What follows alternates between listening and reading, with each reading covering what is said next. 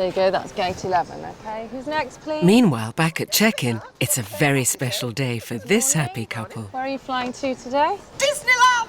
Los Angeles. We're getting married in Disneyland. Oh, congratulations. Yeah, thanks. Right, just need to ask you a couple of security questions. Did you pack the cases yourself? Yes, we did. Unfortunately, we didn't receive any help from the Seven Dwarfs. And do your bags contain any sharp objects? No, only the bare necessities.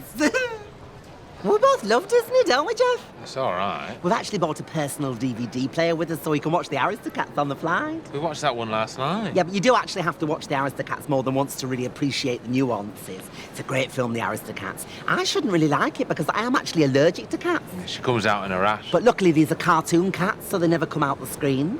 I'm telling you, when Bambi's mother died, I cried every day for a fortnight. I'm sorry, Jeff, I'm not putting myself through that again. Oh, look, can we go in there in case they got something Disney? It's a chemist. Yeah, but they might have some Winnie the Pooh panty pads. Come on. Why do I like Disney so much? Probably because I'm quite thick.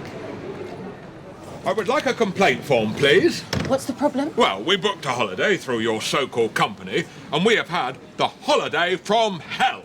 It was our anniversary, so we booked to go to Cyprus. It all started when we got off the plane. Yes, thank you, Peter.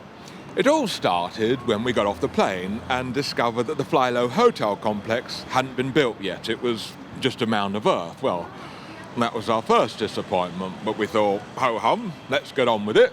And we dug a hole in the ground and stayed there. I booked for a continental breakfast. Yes, thank you, Peter. We booked for a continental breakfast, meats and cheeses, a selection of pastries, a choice of tea or coffee. But there was no food at all. Not a sausage. You're now complicating matters, Peter, because in fairness to Flylow, they never promised sausages. Sorry, Judith. Apology accepted, Peter. Yes, there was no food whatsoever, but we thought, ho-hum, no point feeling sorry for ourselves, and we survived on a diet of insects and grubs. I'm a vegetarian, so I just ate soil. Yes, I was coming to that, Peter. Peter is a vegetarian, so he just ate soil. Now, the problem was, I don't know if the soil hadn't been cooked properly, but Peter had a very, very bad upset stomach. Loose stools. Oh, Peter, don't be disgusting. We don't need to hear about that. Sorry, Judith. Peter had very loose stools, and for the remainder of the trip was lying on the ground clutching his guts with a cork up his anus. Wasn't the worst holiday we've been on, but it's certainly up there. Simon and Jackie Trent are Britain's first husband and wife pilot team. 5 years ago, Simon had an affair, but the couple are keen to put the incident behind them. Having retrained as a pilot, Jackie now accompanies Simon on all his flights. Yeah, but obviously it can be stressful. You live together, you work together. I don't find it stressful. Well, no, what I'm saying is, sometimes there is that danger that you've had a row at home and you bring it into work. No, not a problem for me. Swifbird, 240 degrees to intercept the ILS. 240 degrees to intercept the ILS, Swifbird. Swifbird, when established, clear to descend on the ILS, runway 27 right. Report at 4 Delta. Clear to descend on the ILS, Swifbird. Can I just say you've got a really lovely voice? Thank you. Yeah, you've just got really lovely velvety tones. Thanks. I'm First Officer Jackie Trent, by the way. I'm Nigel Stowe. Nice to speak to you, Jackie. Out. Are you on Facebook? Repeat that, over. Are you on Facebook, over? Jackie. I just really want to see what you look like. For the record, I'm tall, I've got black hair, and a moustache. You sound hot, over. Jackie, we've begun our descent. I need you to concentrate. Oh, excuse me, Simon. I'm not the one who screwed someone else.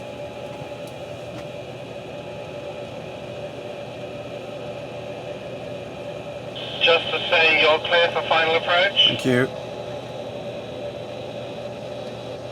Did you Sky Plus strictly? Yes. When we boarded... Peter, Sorry, Judith. when we boarded the Flylow cruise liner, we were shown to our quarters in the bowels of the ship, only to discover that our cabin was flooded waist-deep with seawater. But we thought, oh hum, let's get on with it. It's only our bottom halves that are going to get wet. So we set sail. Peter, I'm talking. It's very rude. Sorry, Judith. So we set sail, and we'd only just left the port at Athens when it emerged that all 780 passengers on board the vessel had contracted dysentery. You had to queue for 14 Peter, hours. you and I are going to come to blows in a minute. You had to queue for 14 hours to use the lavatories. Well, we'd been waiting 13 hours, and it was very nearly our turn, when we heard gunshots and discovered that the boat had been boarded by pirates. They rounded up all the passengers. Peter! They rounded up all the passengers on deck and singled out Peter and I and took us hostage, which meant we missed the buffet. We were then taken to a room and told that one of us was going to have to perform sexual acts upon the pirates at gunpoint. Well, I popped my hand in the air and volunteered Peter. But before my husband had a chance to engage in anything other than male foreplay with three of the men, the boat was stormed by the Greek Coast Guard. There was a shootout, bodies everywhere, and just as I thought, surely this cruise can't get any worse, we discovered that the cabaret that night was John Barrowman. That's when I broke down. Baggage handlers at the airport have their part to play in keeping air travel safe. One of the things I like to do is carry out my own personal security checks. It's not part of our official remit, is it, Dad? No, boy, but I think it gives the public peace of mind, you know. Right, what we got here? Yeah, that one looks good. Which one? Yeah, the Louis Vuitton, yeah. That one, yeah. Right, okay. Oh, it's got a lock on it. Ah, that's no bother. That on there. There we go. Right, get that there. Oh, look at that. Oh, hello. Yeah, you see now, very common, it's the laptop. This could have illegal images on it, so we'll take that home for further analysis. Right, what else we got? Hello? Gucky. Now, the thing about the shoes, you can have explosive devices in the heels, so we'll also take them home. Plus, they're my size. Go and have a look in here. Here we go. Very common problem, this. The iPod, yeah. Now, you're not allowed to have these on takeoff or landing. Yeah, we're not going to be able to use it. It'll be in the hold. Right, the principle, son. Right, what we got in here? What's it? Chain L, pour on. No, you're not allowed liquids on board, so, yeah, we set that down there. Oh, there's an aerosol in here. You're not allowed them. We should take that out. Eh? We're not going to get nothing for that down the market, are we? Silly sod. Right, that one's good to go. It's 11:30, and at the France Airways check-in, two passengers are becoming very angry. Obviously, we are not going to wield the swords on the plane. We are from the BMBRS. The what? The British Medieval Battle Reenactment Society. You are not allowed to take dangerous weapons onto the plane. Yes, but we need to get the swords to Paris because we are reenacting the Battle of Agincourt on Wednesday morning. These items are forbidden. This is racism, isn't it? Excuse me? We beat you at Agincourt. Approximately 9,000 of our men defeated approximately 36,000 of yours. I don't understand. Battle of Agincourt, 1415, Henry V. I imagine they didn't teach you about that at your école. One of the many glorious English victories over the French. Cry God for Harry, England and St George. I'm sorry. I told you France Airways was a mistake, peasant swordsman Gavin. You did want me to use my nectar points. Listen, Wedge, are you going to let us on board with the swords or not? No. Or what if we do that thing where we wrap them in lots and lots and lots and lots and lots and lots and lots and lots of cling film? No. Well, what are we meant to do? Leave them here? Perhaps you have a wife or girlfriend who could come and pick them up for you? Look at us. We obviously do not have wives or girlfriends. There are other people here. Would you like me to check you in or not? We cannot accurately recreate the Battle of Agincourt without authentic weaponry! I'm sorry. I cannot help you. Fine. Have it your way. But next time the Germans invade your country and you immediately surrender, don't expect us to help you out. Good day. The whole thing is absurd.